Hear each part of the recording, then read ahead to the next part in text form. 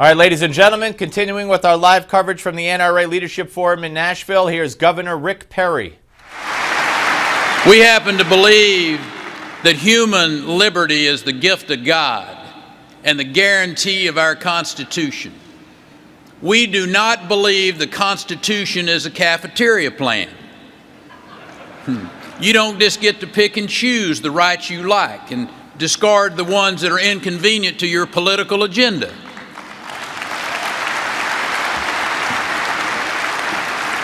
Every word in the Bill of Rights is sacred, and that includes the First, the Second, and the 10th Amendment. As Americans, we have the right to speak our minds, and we have the right to defend our families and our property. And that is exactly why I signed the Castle Doctrine into law, ensuring that Texans can defend their homes.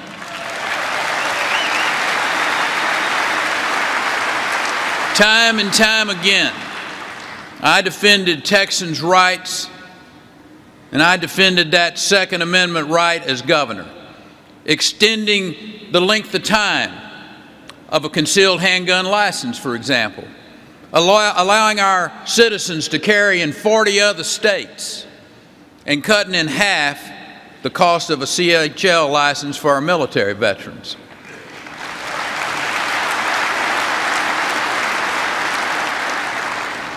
As the former governor of the state of Texas, that I might add has created more jobs than any other state in the nation, I hung out the open for business sign for gun manufacturers, those that have been targeted by the liberal leaders in other states.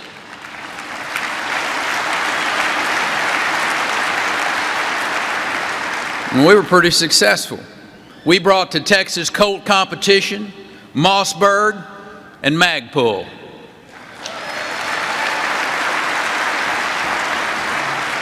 You know, there are two types of thinking in American politics today. You got the delusional thinking of the left that's epitomized by our president, where criminals will obey gun laws, where terrorist nations will put down their arms to obey a nuclear agreement, where radical groups like ISIS are not religious in nature. Now, the rest of us subscribe to reality-based thinking, where terrorist regimes must be defeated by strength, not words.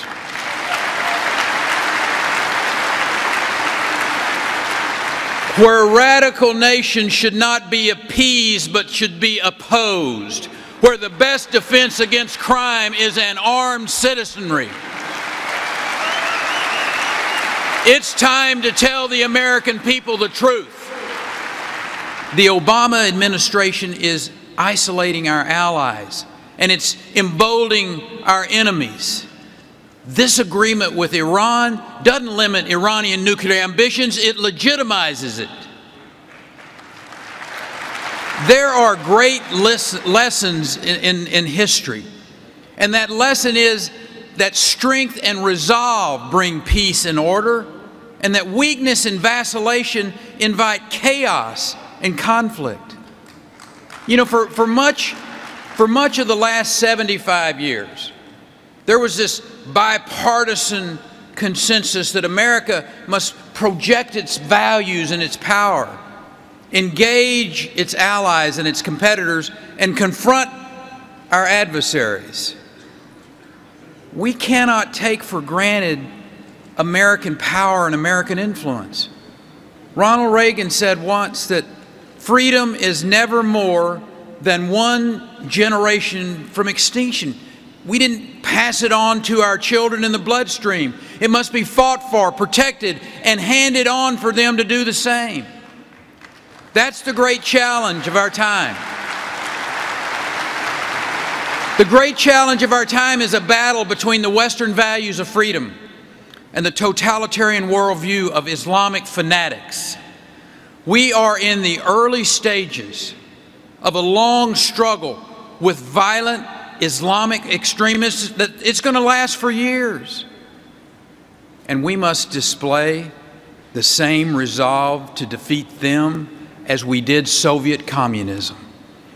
And we must also recognize that homeland security starts with border security. Right?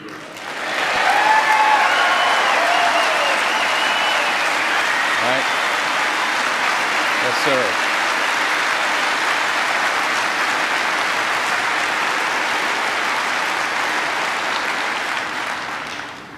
I told the President last summer, if you won't secure the border, Texas will. And that's exactly what we did. I deployed the Texas National Guard to the border to stop the gun running and the drug trafficking by the drug cartels and the transnational gangs. And the strategy worked. Border apprehension declined by 74%. It is time for Washington to do its duty, to deploy the resources needed to secure our border, rebuild our military, reassert American power abroad. We need economic growth at home. The fact is, we can't accept 1 in 10 American workers that's unemployed, underemployed, or just too discouraged to even look for work. We cannot accept that 1 in 5 children in American families are on food stamps. It's time to revive the American economy, to cut corporate taxes, to bring those jobs back home from overseas, to stop the overregulation of small business, and to bring prosperity to Main Street and not just Wall Street.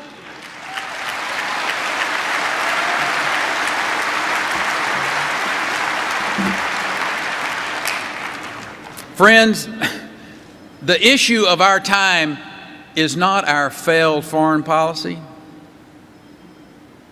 It's not the hollowing out of our military. It's not our porous border or the slowest economic recovery on record. The issue is the lack of leadership to deal with these crises.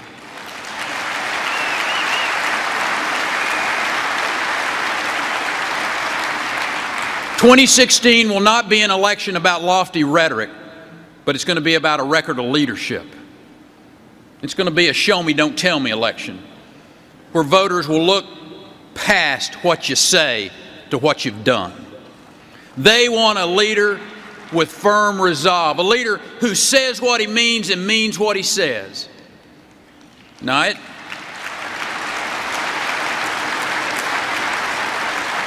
it might surprise a few of you, but I've been thinking about 2016 a little. And if I run, I'm going to put my record up against any competitor out there. Under my leadership in Texas, we had 14 years of balanced budgets without ever skipping a debt payment, passed the largest tax cut in state history, and created nearly 1/3 of all the new jobs in this country. We dealt with crisis after crisis. We had Hurricane Katrina, Rita, Ike, the disintegration of the space shuttle, the diagnosis of Ebola in a Dallas hospital, and the crisis that you all saw on our border. And the fact is, nobody handed me a manual and said, here's how you handle tens of thousands of your neighbors fleeing Hurricane Katrina. Nobody handed me the here's how-to manual on dealing with Ebola, or for that matter, handling the tens of thousands of those Central American children that showed up on our border. But we met those challenges and many more. If America is to lead the world again, we need that kind of leadership in the White House.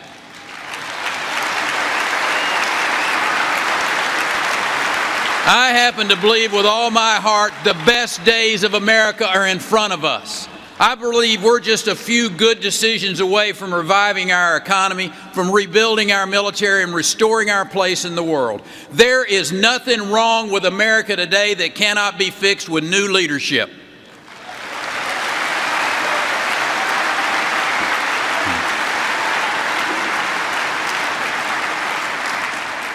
You know, when the historians look back at this era, let them remark that a group of patriots rose up in the challenge of our time, that we did not flinch, in the face of threats to freedom, and that we let the American people dream again, that we stood on the bedrock of constitutional principle, and we protected the liberty guaranteed to every American. Let's get to work and make America great again. God bless you.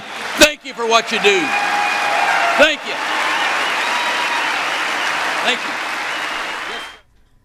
All right, ladies and gentlemen, there you have it. Rick Perry, the former governor of the state of Texas, and I've heard him speak before in person, and he's quite riveting. And that was a great campaign speech. He touched certainly on the Second Amendment and the NRA, but he also talked about his qualifications to be the next president of the United States, and some of them are very hard to argue with. The circumstances and natural disasters that he's had to overcome and deal with, and the flood of immigrants, the illegals at the border, the flood of immigrants, no pun intended, from Hurricane Katrina, not immigrants, but people coming into his towns and cities, escaping the hurricane, as well as the successes, the economic successes of the state of Texas. So there you have Rick Perry. We're going to continue to bring you the top speakers who are participating in Nashville at the National Rifle Association Leadership Forum, the NRA Leadership Forum. Coming up next, it's going to be Mary Madeline. But first, Newsmax Magazine's exclusive introductory offer for you, ladies and gentlemen. That's right, 4 issues for $4, plus a free copy of Chris Kyle's #1 New York Times best-selling book, American Sniper, the autobiography of the most lethal sniper in U.S. military history. So that's quite an offer, ladies and gentlemen. Now, got to ask you this. What do you think of President Obama's call for gun and ammunition controls? Well, if you're watching this and you're watching the NRA event take place at the Leadership Forum, I pretty much have a hint at what you might say. But the president is trying to go in a roundabout way, putting limitations on ammunition, putting limitations on gunshots, and banning kinds of bullets and ammunition. So again, circumventing